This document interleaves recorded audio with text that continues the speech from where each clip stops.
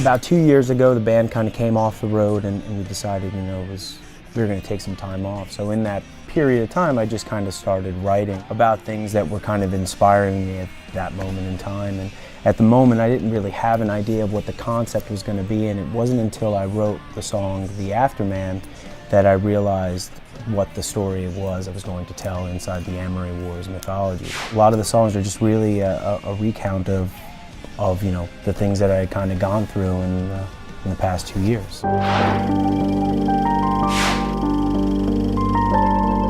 The Hollow is an instrumental piece that, I wanted to start this record like I had done the earlier records, with some sort of thematic instrumental piece, and Josh came in, and Josh had a big hand back in the day working on the original themes with myself, and so we sat down together, and I was working on this piece, and I thought, why don't we bring the old with the new? And so we just started toying around with this new piece I was working on, and sort of the old themes from like In Keeping Secrets, and it was kind of cool because Josh coming back into the band and us reforming our friendship. I mean, it was certainly a moment, and I think it definitely resonates in the track.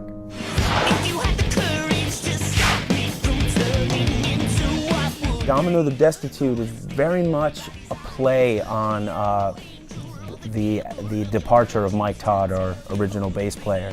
It's sort of a play on the rise, of this champion, only to find that rise is really actually his demise, with all the things that kind of come with that attention. So, that's pretty much, I guess, the gist of Domino.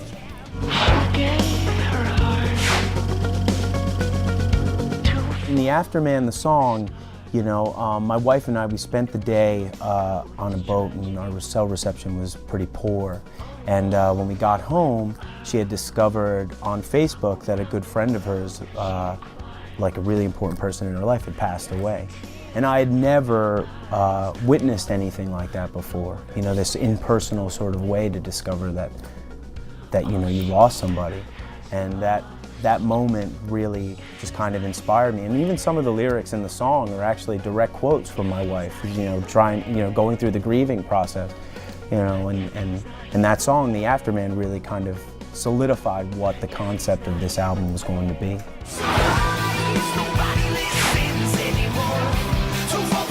Mothers of Men was something I started to work on acoustically at the Big Beige. But that song, when I started working on it, the percussions were actually a garbage can. I went to Home Depot, purchased like a $10 aluminum garbage can, and I hooked up a bass drum pedal to it and a hi-hat next to it, something I kind of learned working with Atticus Ross and Joe Barresi on Black Rainbow. But that song almost didn't make the record because I kind of fell in and out of love with it during the recording period. And it's actually become one of my favorites on the album.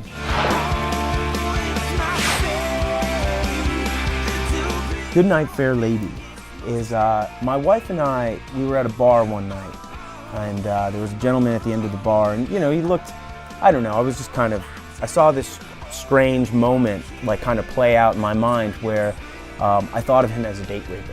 And I thought, well, what if like a light just shone down on him and he was tapping the glass to a rhythm that wasn't quite there. And then all of a sudden this elaborate, like almost Broadway-esque musical started to kind of play out in this bar where he was narrating his moves to his victim. You know what I mean? Like this whole second verse is pretty much about that. And it's funny because I played it for my wife, and my wife really liked the song. And then when I told her what the lyrics are about, she was like totally creeped out by it. Because it doesn't really suggest that musically. I wasn't that drunk.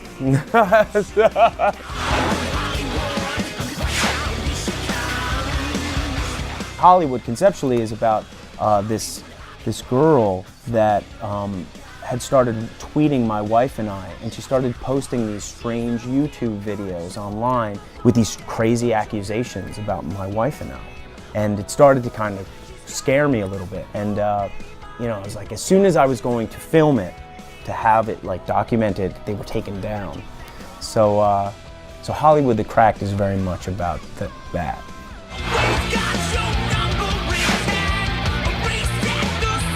Vic the Butcher and Evagri the Faithful sort of work together. Vic is you know, one night, my wife and I had been living in Manhattan, you know, we were thinking about relocating, so we took a month and we moved to Manhattan. I got into this altercation actually one night at Madison Square Garden, you know, went to a show and had a little bit too much to drink, and there was this moment where I was like, that was like totally escalating, and I was like, you know what, I gotta get out of this because I know this is only gonna get bad.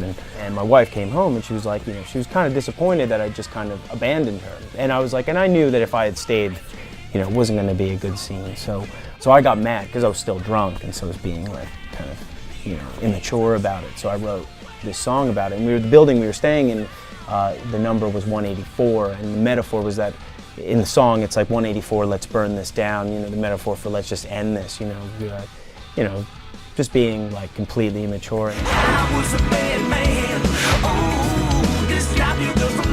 Evagria, that I started with synthesizers. I kind of created this sequence with a few different things, you know, sending audio into filters and just kind of creating a sequence that felt natural but unnatural. One of the things I thought it could use was a clavinet. It was something, you know, if you're familiar with like Stevie Wonder's Higher Ground, but, you know, that very bouncy, almost sort of wah-esque kind of vibe. And that was just a lot of fun to kind of see that nasty groove get legitimized.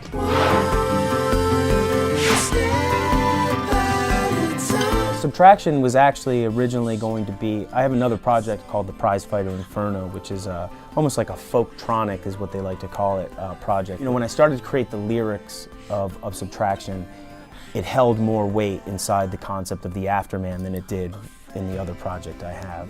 What I do for a living, I'm never home all that much, you know, and you know, my wife and my family, it's like, you know, well, primarily my wife, because, you know, she had a choice, but she knew kind of what I was getting into, or what she was getting into with me, always kind of leaving to this lifestyle.